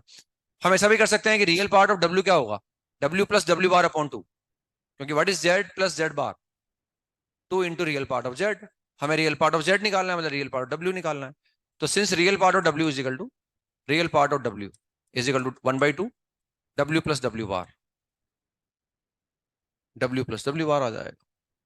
अब W तो है ही सी, W⁻ को और निकाल लो, दोनों को ऐड कर दो आप, तो 1/2 की जगह 1/2, ये आ जाएगा Z-1 अपॉन Z+1, फिर ये कितना आ जाएगा, Z⁻-1 अपॉन Z⁻+1। ये समझ में आ गया कैसे लिखा है ना, ऊपर नीचे के बार अलग अलग कर दिया ना, मतलब इसका एलसीएम एलसीएम लेना है मुझे ना, और इसको सिंप्लीफाई करना है अपने को ना, इसको सिंप्लीफाई करके निकालना है।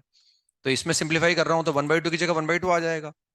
अब इसका मैं एलसीएम लूंगा ना, तो एलसीएम में कितना आएगा, Z × Z⁻, प्लस का Z, प्लस का Z⁻, और प्लस का 1, ये आ जाएगा 1।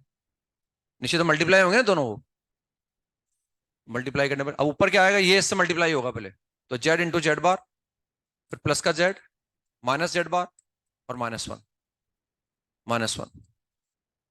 ये तो मैंने इन दोनों को मल्टीप्लाई कर दिया, इसको मल्टीप्लाई, अब इसको मल्टीप्लाई करेंगे तो जेड इंटू जेड बार, फिर माइनस का जेड, प्लस का जेड बार, -1, ये ऐसा आ जाएगा। ये पहले इसको इससे मल्टीप्लाई कर दिया, फिर इसको इससे मल्टीप्लाई कर दी। अब यहां हम देख सकते हैं कि हमें जो है वो कुछ कैंसिल आउट होगा, है ना। जेड से जेड कट रहा है और जेड बार से जेड बार कट जाएगा। ये 2 बार आ गया, और -1 भी कितनी बार है, 2 बार। और what is Z into Z bar, 1।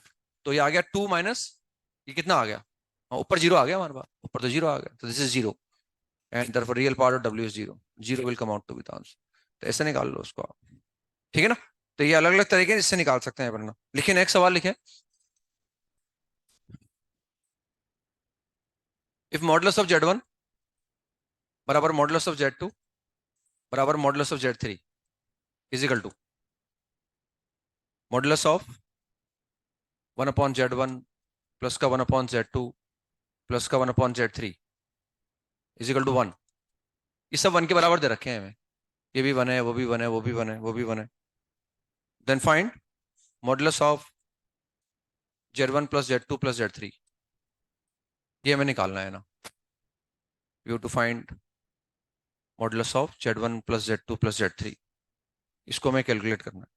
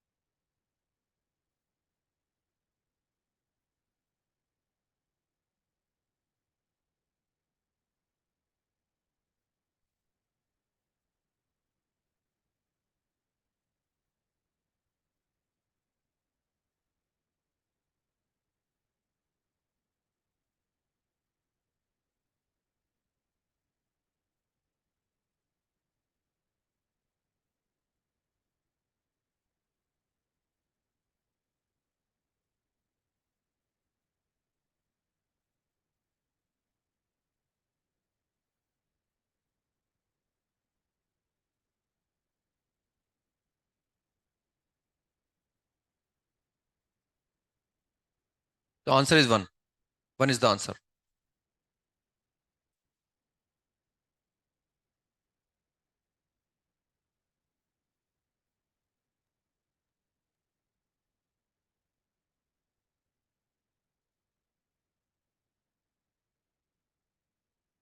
एक तो वही हिडन ट्रायल लगाओ आप, ऐसा कुछ सोचो कि सबको सेटिस्फाई कर जाए। तो z1 को मान लो 1, z2 को मान लो -1, और z3 को मान लो iota.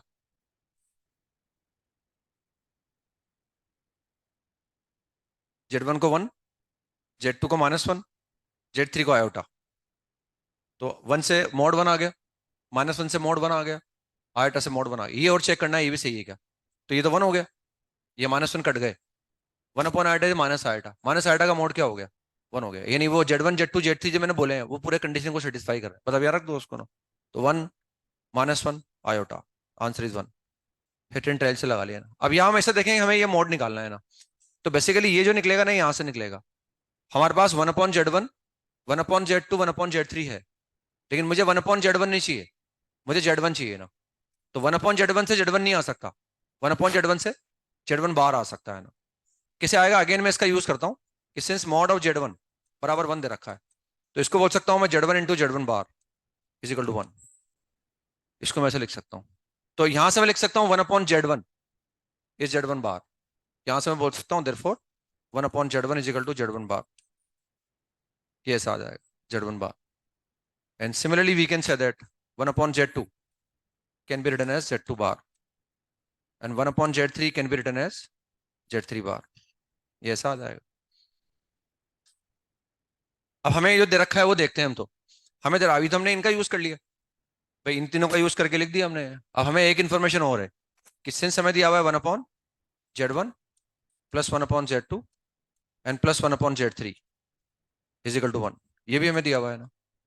We can say about 1/Z1 that is Z1 bar plus Z2 bar and plus Z3 bar. इसको हमने ऐसे लिख लिया। हमें चाहिए लेकिन Z1 plus Z2 plus Z3, तो ये तीनों पर अलग अलग बार लगा हुआ है। इसको हम ऐसे लिख सकते हैं, इसको लिख सकते हैं Z1 plus Z2 plus Z3 का होल बार। क्या लिख सकते हैं इसको से? और हम जानते हैं कि मॉड ऑफ जेड निकालें या मॉड ऑफ जेड बार निकालें, वो एक ही आता है ना, है ना, दोनों का मॉड बराबर होता है ना। Therefore mod of Z1 plus Z2 plus Z3 is equal to 1। तो उससे 1 आ गया फटाफट। या फिर वो हिडन टेल था, कई बार वर्क कर जाता है ना, तो निकाल भी सकते हैं, अदरवाइज कंसेप्चुअल तरीका भी है, वहां से भी हम इसको निकाल सकते हैं ना। ठीक है ना। लिखें, एक और लिखें। If z one minus if Z1 - 2Z2 if Z1 - 2Z2 upon 2 minus Z1 into Z2 bar, if Z1 - 2Z2, 2Z2 लिखा हुआ है वो ना, 2 into Z2 upon 2 minus Z1 into Z2 bar is a unimodular complex number, is a unimodular complex number, is a unimodular complex number, is a unimodular complex number, and mod Z2 is not equal to 1, and mod Z2 is not equal to 1, then find mod of Z1, then find mod of Z1, then find mod of Z1. This is a unimodular complex number and mod Z2 is not equal to 1, then find mod of Z। ये same सवाल कराते थे, फिर 2015 में आया था JEE main के अंदर, ये अभी भी मेरी कॉपी में है, देखो आप। सेम सवाल था, फिर अपनी शीट में वैसे अब एक्सरसाइज 3 की जगह शीट में आ गया है ना, उधर से इधर डाल दिया अपन ने, क्योंकि सवाल बहुत सारे आते हैं ना जेई मेन में, तो उधर डाल दिया उसको ना। सेम सवाल आया था, सेम डेटा। यूनिमॉडल का मतलब होता है कि अगर किसी कॉम्प्लेक्स नंबर का मॉड 1 है, तो then that is known as unimodular complex number. ऐसे लिख सकते हैं अपन चाहे तो स्टार लगा के। A complex number is said to be unimodular. A complex number is said to be unimodular if its modulus is equal to 1. If its modulus is 1, ये लिखा हुआ है Z1 माइनस का 2Z2 upon 2 minus Z1 into Z2 bar. A complex number is said to be unimodular if its modulus is 1. कैसा भी complex number हो, उसका modulus अगर 1 आ रहा है, तो that can be called as unimodular complex number.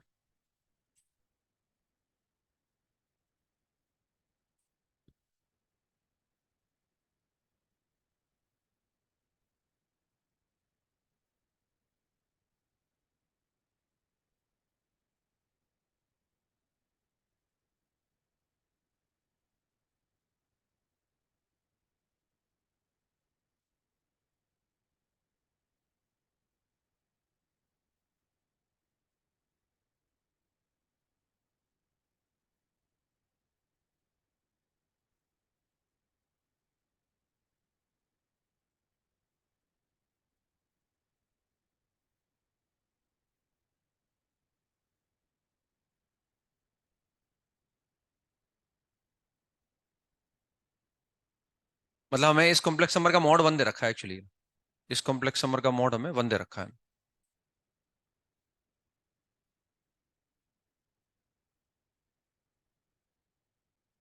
Mod में कुछ नहीं कर पाओ तो उसकी स्क्वायरिंग कर दो, और मॉड जेड के स्क्वायर को जेड इंटू जेड बार लिख दो।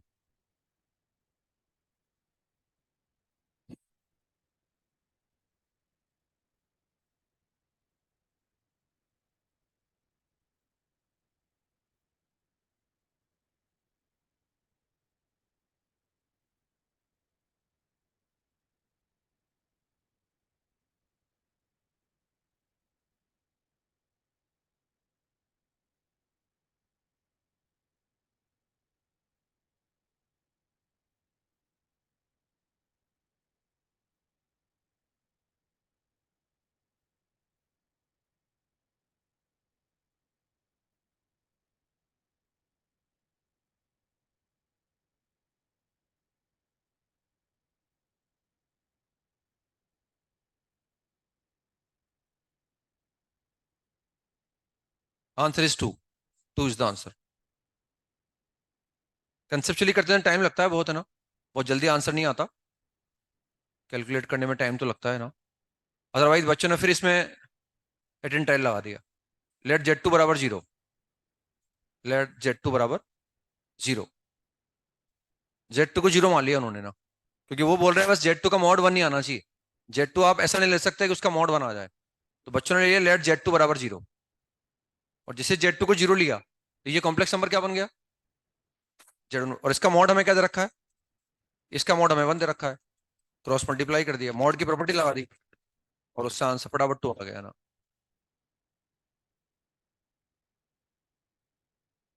ठीक है ना, तो फटाफट आंसर आ गया one. One is the two is the answer, mod of Z one बराबर टू इज द आंसर।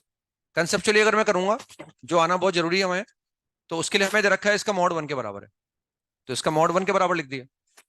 अब इसमें कुछ नहीं कर पा रहे इसका हम ना, तो हमने क्या करा, मॉड की प्रॉपर्टी लगा दी, ऊपर का मॉड ऊपर कर दिया, नीचे का मॉड नीचे कर दिया, और नीचे वाले से क्रॉस मल्टीप्लाई कर दिया। तो उससे कितना आ गया, mod of Z one minus two Z two is equal to modulus of two minus Z one into Z two bar. उससे ही आ जाएगा हमारे पास। अब यहां भी कुछ नहीं कर पाऊंगा, तो इनकी स्क्वायरिंग कर दो, स्क्वायरिंग बोथ द साइड्स। ये मॉड की स्क्वायरिंग कर दी। और अगर हमें पता होता कि ये रियल नंबर है, तब इसको क्या लिख सकते थे अपन, मॉड एक्स का होल स्क्वायर को क्या लिख देते हैं अपन, एक्स स्क्वायर लिख देते हैं। लेकिन ये लिखना ऑलवेज ट्रू है, यानी मॉड एक्स के होल स्क्वायर को हम एक्स इंटू एक्स बार लिखना ऑलवेज ट्रू है ना, क्योंकि अपन कॉम्प्लेक्स नंबर पढ़ता नहीं वो रियल है कि नहीं है ना।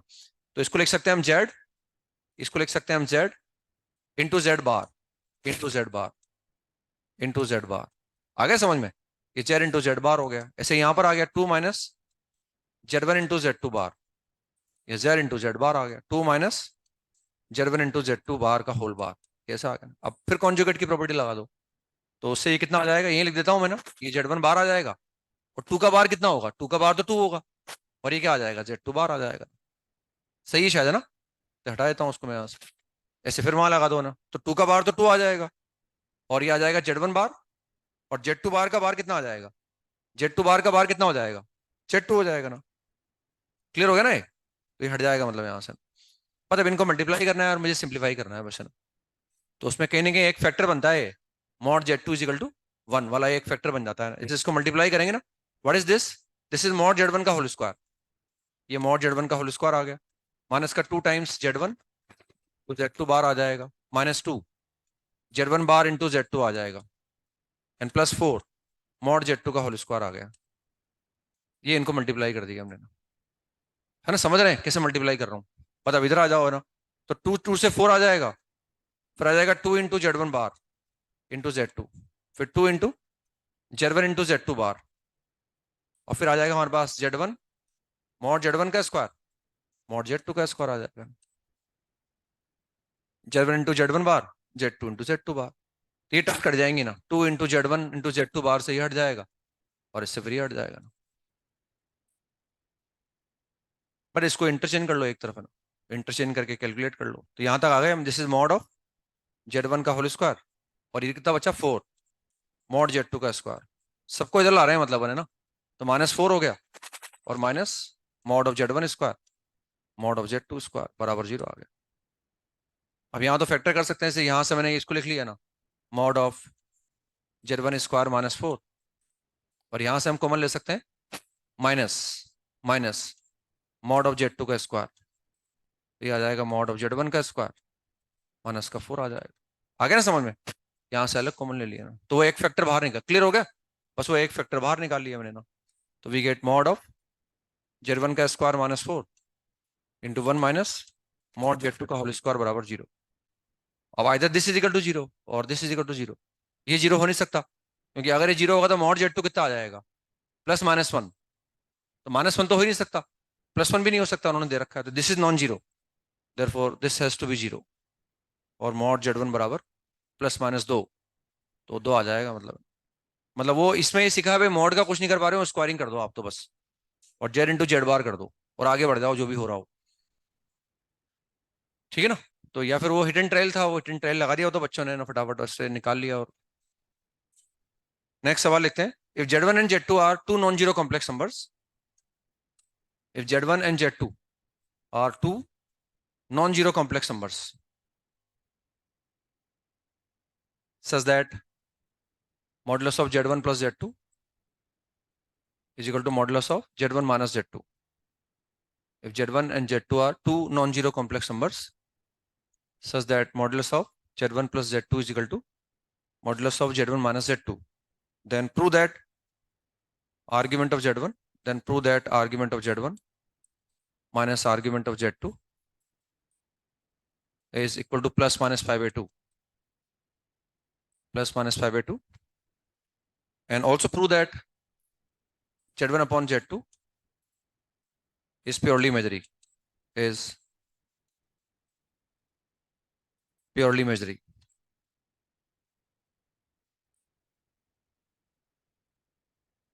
And also prove that z1 upon z2 is purely imaginary. वो तो अपने आप दिख गया आपने को शायद, है ना? इससे तो दिख गया शायद, क्योंकि इसको क्या लिख सकते हैं अपन, argument of z1 upon z2. अब z1 अपॉन z2 का आर्ग्यूमेंट प्लस माइनस 5/2 है, इसका मतलब वो प्योरली इमेजिनरी है ना. तो यहां तक पहुंचने के बाद यहां तो पहुंच जाएंगे अपने ना. जानते ना भाई, आर्ग्यूमेंट की प्रॉपर्टी भी मैंने प्रूव करवाई सारी उस दिन आपको ना, है ना. लॉग की तरह मैंने बोला था, लॉग की तरह होती है ना. लिखवाऊंगा मैं दोबारा, आर्ग्यूमेंट की प्रॉपर्टी दोबारा लिखवाऊंगा, ऐसी बात नहीं है ना.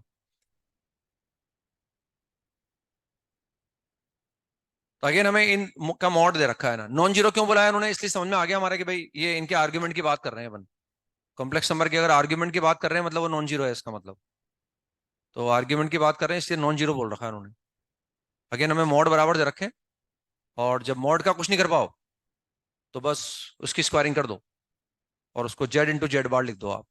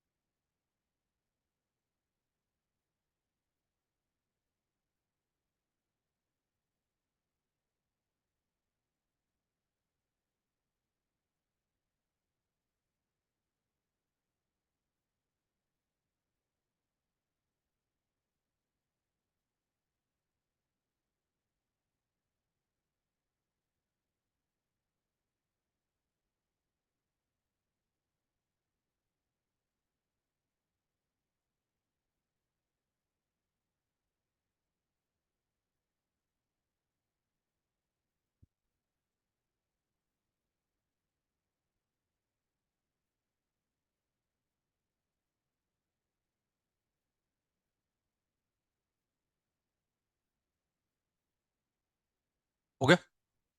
तो वही इसमें ऐसे स्टार्ट करना है बस, अपने को यहाँ से स्टार्ट कर रहे हैं हम. हमें कुछ दिया हुआ नहीं है तो उसका इस्तेमाल करके निकाल सकते हैं अपन. तो सिंस इसकी स्क्वायरिंग कर दो, स्क्वायरिंग बोथ द साइड्स, तो उससे कितना आ गया, z1 plus z2 Z into Z bar आएगा. और जेड बार कितना हो जाएगा, जेड बार ही हो जाएगा ना. ये क्लियर हो गया ना. स्क्वायरिंग करने के बाद जेड इंटू जेड बार लगा दिया मैंने. पहले स्क्वायरिंग की, इसको जेड बोल दिया हमने, मॉड जेड का स्क्वायर जेड इंटू जेड बार. ऐसे उसको लिख दो आप, z1 माइनस z2 और इंटू z1 बार माइनस z2 बार. ऐसा मल्टीप्लाई कर दो उसको ना. तो मल्टीप्लाई करने पर आएगा z1 इंटू z1 बार, फिर आएगा z1 इंटू z2 बार, फिर आएगा z1 बार इंटू z2, फिर आएगा z2 इंटू z2 बार. फिर यहाँ आ जाएंगे z1 इंटू z1 बार माइनस का z1 into z2 bar plus minus z1 bar into z2 and plus z2 into z2 बार. तो ये इससे हट जाएगा ना, ये इससे हट जाएगा और इससे ही हट जाएगा। जो बचा उनको इंटरचेंज कर लो। जैसे ये इसको इंटरचेंज करूंगा, ये डबल हो जाएगा, है ना, ये डबल हो जाएगा। ऐसे इसको इंटरचेंज करूंगा तो ये डबल हो जाएगा ना। तो टू तो कॉमन ले लिया मैंने, और टू तो कभी जीरो हो नहीं सकता। देयरफॉर Z1 इंटू Z2 बार plus Z2 into Z1 bar into Z1 bar into Z2 बराबर जीरो आ गया। ठीक है ना, ऐसे मैं इसको लिख सकता हूँ ना। अब इसमें हमें दो तरह से सोच सकते हैं, मतलब यहां से आगे बढ़ने के लिए। एक कहीं ना कहीं मेरे माइंड में Z1/Z2 भी चल रहा है ना, वो भी चल रहा है। या मुझे ये भी दिखाना है कि argument of Z1 plus minus argument of Z2 बराबर जीरो है। तो दो तरह से आगे बढ़ सकता हूँ, या तो मैं इसको ऐसे लिख लेता हूँ, देखो आप, Z1 into Z2 bar minus Z1 bar into Z2। मैंने इसको ऐसे लिख लिया। ठीक है, इसको मैं लिख सकता हूँ ऐसे, Z1/Z2 minus Z1 bar upon Z2। इसको मैं ऐसे लिख सकता हूँ। अब ये अलग अलग पे बार लगा हुआ है, तो मैं इसको लिख सकता हूँ ऐसे Z1/Z2 प्लस, इंटरचेंज कर लिया मैंने इसको, Z1/Z2 का बराबर जीरो। अब अगर Z+Z बार जीरो है, what is basically Z+Z bar? Two into real part of Z, है ना। हम जानते हैं सिंस Z+Z बार बराबर होता है, Z+Z bar is basically two into real part of Z। और अगर ये जीरो के बराबर है, इसका मतलब ये जीरो के बराबर है। और ये जीरो के बराबर है, मतलब Z का रियल पार्ट क्या है? जीरो है। इसका मतलब अगर Z का रियल पार्ट जीरो, तो Z क्या है? प्योरली इमेजरी है। यानी ये प्योरली इमेजरी हो गया, इसका मतलब है ना। देयरफॉर आगे समझ में, therefore argument of, therefore Z1/Z2 is purely imagery. वैसे भी हम जानते हैं ना कि Z बराबर Z बार है, तो Z इज प्योरली रियल। और Z+Z बार बराबर जीरो है, तो Z इज प्योरली, ये भी लिखा रखा है मैंने कॉपी में आपको ना। जब कॉन्जुगेट बताया था ना मैंने, तब लिखाया था मैंने आपको ये ना। तो since therefore Z1/Z2 is purely imagery, is purely imagery. तो फटाफट यहाँ आ जाएगा प्योरली इमेजरी। ये ऐसा आ गया ना। अब अगर ये प्योरली इमेजरी है, तो हम बोल सकते हैं argument of Z1/Z2 is plus minus पाई/2। ऐसा आ जाएगा। ठीक है ना। या मैं इसको ऐसे भी इंटरप्रेट कर सकता था, कि वो तो मैंने, ये तो मैंने इसलिए सोचा क्योंकि Z1/Z2 क्रिएट करना था ना। क्योंकि हो सकता है मैंने यहां से, ये जो मेरे पास आया ना, इससे मैं ये विजुलाइज नहीं कर पाया। वो था ना आर्ग्यूमेंट ऑफ Z1 माइनस, वो डायरेक्ट में विजुलाइज नहीं कर पाया। या तो मैं वो विजुलाइज करता, तो फिर उससे फिर Z1/Z2 अपने आप आ जाता। या Z1/Z2 भी लिखा हुआ था, तो वो मैंने देखा। या फिर मैं ऐसे सोच सकता था कि अगर ये जीरो के बराबर है, जहां हम ऐसे भी सोच सकते थे ना, कि अगर ये जीरो के बराबर है, इसका मतलब अब देखो ये क्या लिखा हुआ है। ये लिखा हुआ है Z1/Z2 बार प्लस Z1/Z2 बार का होल बार बराबर जीरो। ये ऐसे लिखा हुआ है, लिखा हुआ है। इसका मतलब क्या है, ये Z, तो ये क्या है? और अगेन Z+Z बार जीरो है, इसका Z क्या है? प्योरली इमेजरी है ना। हम जानते हैं since Z+Z bar is equal to, ये अपने आप को समझाना पड़ेगा बार बार लिखकर, Z+Z, ये तो एकदम फटाफट हो जाए भाई, Z बराबर Z बार, Z प्योरली रियल होता है।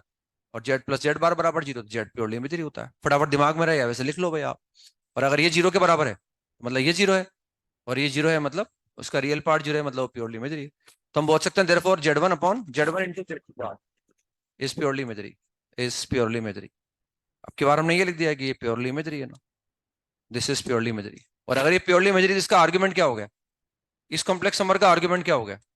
इस कॉम्प्लेक्स नंबर का आर्ग्यूमेंट हो गया प्लस माइनस पाई/2। अब हम प्रॉपर्टी जानते हैं, ये इसको Z1 रीड कर रहे हैं, इसको Z2 रीड कर रहे हैं। ये Z1/Z2 लिखा हुआ है। What is argument of Z1/Z2? Argument of Z1 plus argument of Z2। तो ये आ गया argument of Z1 plus argument of Z2। अब Z2 किसको बोल रहा हूं मैं? Z2 बार को बोल रहा हूं ना, प्लस माइनस पाई/2। और what we can say about argument of Z2 bar? Minus argument of Z, तो माइनस आर्ग्यूमेंट ऑफ Z आ जाएगा। तो ऐसा आ गया, तो उससे भी निकाल दिया, ऐसे भी निकाल दिया, दोनों तरह से निकाल दिया हमने उसको ना। ठीक है ना। एक सवाल और करेंगे हम, लिखो आप। इसको सवाल की तरह कर रहे हैं, लेकिन फॉर्मूले की तरह याद रखना है ना। इस पे स्टार लगा सकते हैं, डायरेक्ट हमें रिजल्ट की तरह याद रखना है इसको ना। लेकिन हम प्रूव कर रहे हैं सवाल की तरह। If Z1 Z2 Z3, if Z1 Z2 Zn are non-zero complex numbers are non-zero complex numbers such that modulus of z1 बराबर modulus of z2 बराबर modulus of zn एंड, यानी ये कॉम्प्लेक्स नंबर इस तरह से हमारे पास है कि अब जरूरी नहीं है तीन हो कि एन हो, ये दो हो सकते हैं, तीन हो सकते हैं, चार हो सकते हैं, मतलब वो इस तरह से है कि उनके मॉड बराबर है ना। And z1 plus z2 plus zn is equal to 0, then prove that 1 upon z1, then prove that 1 upon z1 plus 1 upon z2 plus 1 upon zn plus 1 upon zn is equal to 0, is equal to 0।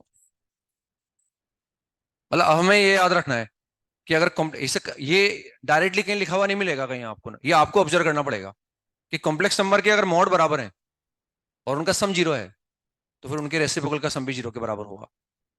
जब भी लगे कि complex number के mod बराबर है और उनका सम भी जीरो है, दोनों एंड लगा रखा है ना मैंने, दोनों चीजें ट्रू है, then the sum of the reciprocal will also be zero, वो भी जीरो के बराबर होगा। जब कभी मॉड बराबर दे रखे हो तो ये देखो भाई उनका सम भी जीरो आ रहा है क्या, सम जीरो दे रखा हो तो ये देखो कि उनका मॉड बराबर है क्या, तो उनके रेसिप्रोकल का सम भी जीरो आ जाएगा ना। ये हमें याद रखना है फॉर्मूले की तरह, ऐसा होता है। अब इसको प्रूव कर रहे हैं अपन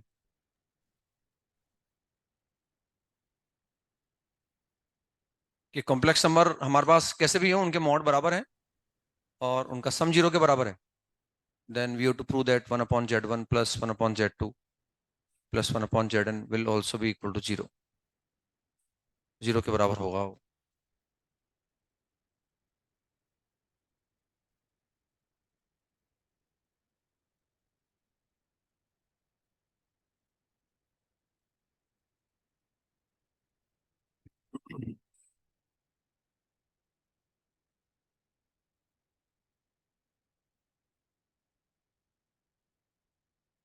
तो हमने क्या किया, जो गिवन इन्फॉर्मेशन है उनका यूज कर रहे हैं हम। पहली इन्फॉर्मेशन ये है कि इन सबके मॉड बराबर है। अब पता नहीं मॉड किसके बराबर है, तो मैंने मान लिया भाई इनके मॉड आर के बराबर है। एक तो इन्फॉर्मेशन ही हो गई है ना, आर मान लिया हमने, नो डाउट आर एक पॉजिटिव वैल्यू है हमारे पास है, क्योंकि ये सब नॉन जीरो तो होंगे होंगे, क्योंकि 1/z1 की अगर बात कर रहे हो तो नॉन जीरो तो होगा वो z1 में। अब एक हमें ये जीरो दे रखा है, हम क्या चाहते हैं 1/z1 1/z2, तो यानी ये तो दे रखा है ये जीरो के बराबर, मैं चाह रहा हूँ 1/z1 आए, तो 1/z1 तो नहीं आ सकता, 1/z1 तब आ सकता है z1 बार हो। तो मैंने इसको ऐसे यूज कर लिया, since mod z1 is equal to r, therefore z1 into z1 bar is equal to r square, therefore हम बोल सकते हैं कि z1 bar is equal to r square upon z, बोल सकता हूं ऐसे। z1 बार को मैंने ऐसे लिख दिया। सिमिलरली मैं z2 बार को क्या लिख सकता हूं, सिमिलरली मैं z2 बार को लिख सकता हूं r square upon z2, and similarly zn bar को लिख सकता हूं मैं आर स्क्वायर अपॉन zn, ये ऐसे लिख सकता हूं ना। अब हमें 1/z1 चाहिए, 1/z2 चाहिए, 1/z, 1/z1 कब आ सकता है, जब z1 बार हमारे पास आए। तो देखो अगर ये भले ही बहुत सारे कॉम्प्लेक्स नंबर है, लेकिन इन बहुत सारे कॉम्प्लेक्स नंबर को ऐड करने पर क्या आएगा, एक कॉम्प्लेक्स नंबर ही आएगा, वो किसके बराबर है जीरो। और दो कॉम्प्लेक्स नंबर अगर बराबर हो तो उनके कॉन्जुगेट भी क्या होंगे, बराबर होंगे, उनका मॉड भी बराबर होगा, उनका आर्ग्यूमेंट भी बराबर होगा। तो सिंस अगर ये जीरो के बराबर है, since this is zero, therefore modulus of z1 plus का z2 और प्लस का zn, ये होल बार भी क्या होगा, ये भी जीरो के बराबर होगा। ये बात समझ में आ गई भाई, दोनों तरफ कॉन्जुगेट ले लिया मैंने, तो भाई अगर दो कॉम्प्लेक्स नंबर बराबर है उनका कॉन्जुगेट भी बराबर है। ये क्लियर हो गया, ये दे रखा है ना भाई सवाल में हमें, ये लिखा है since this is equal to zero therefore इसका बार भी जीरो आ जाएगा। अब बार की प्रॉपर्टी लगा लो कॉन्जुगेट की, तो z1 bar, z2 bar, z3 bar and so on zn bar बराबर कितना आ गया, जीरो आ गया। And what is this, R square upon z1, this is R square upon z2, this is R square upon z3, R square upon zn बराबर zero. अब R square तो zero होगा नहीं, 1/z1 plus 1/z2 plus 1/z3 बराबर zero आ जाएगा। तो जब उनके मॉड बराबर हो, उनका सम जीरो के बराबर हो, तो फिर उनके रेसिप्रोकल का सम भी जीरो के बराबर होता है। कल मिलते हैं ना हम, तो कल हम जो है वो एक तो 15 तक कर लिए, कितने कहाँ तक कर लिया आज हमने वेक्टर के, हाँ 15 कर लिए ना। तो बस होमवर्क तो कर ही रखा है आपने, वो तो अपन होमवर्क मानेंगे नहीं है ना, क्योंकि वो आपने कर रखा है ना। तो उसमें हम कर लेंगे 25 तक कर लेंगे उसमें ना, 25 तक उसमें कर लेंगे, है ना। 25 तक तो उसमें कर लेंगे। कॉम्प्लेक्स नंबर का मैंने कुछ होमवर्क दे रखा था आपको ना, लेकिन वो डिस्कस नहीं हुआ, वो भी डिस्कस करेंगे, कर लेना। और कुछ नया लिख लो आप, कॉम्प्लेक्स नंबर का होमवर्क कुछ नया लिख लो। यानी नया तो वह है जो मैं दे रहा हूँ बस आपको भी। एक्सरसाइज 1 का पार्ट 1 के अंदर हमारे पास हमें करना है, हाँ इसमें B1 कर लिया क्या हमने, नहीं करा शायद ना, B1 करना है। B1 के बाद शायद B3 मैंने दिया था करने के लिए आपको, B4 करना है। B4 के बाद हम B5, ये जेई में आया हुआ है ना, B5 करना है। B5 के बाद नेक्स्ट B6 से मैंने शायद दे रखा है आपको ना, B6 के बाद B7। बड़े ध्यान से करें B7 को ना। इसके बाद नेक्स्ट हम आ गए पार्ट 2 के अंदर आ गए ना, एक्सरसाइज 1 का पार्ट 2। इसमें मैंने कुछ तो दे रखे हैं वैसे आपको। B1 करना है,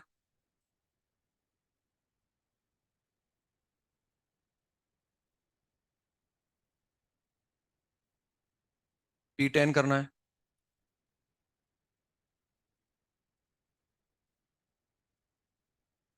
B12 ये मैंने करा दिया वैसे आपको ना, B12 मैंने करा दिया आपको ना। C1 हम शायद कर चुके शायद है ना, C1 शायद कर चुके थे पहले अपन, है ना। तो C6 कर सकते हैं, पार्ट 3 के अंदर आ गए हम। A2 शायद हमने नहीं किया अभी है ना, कि कर लिया था। B1 B2 मैंने दे रखे थे आपको ना, B4 करना है।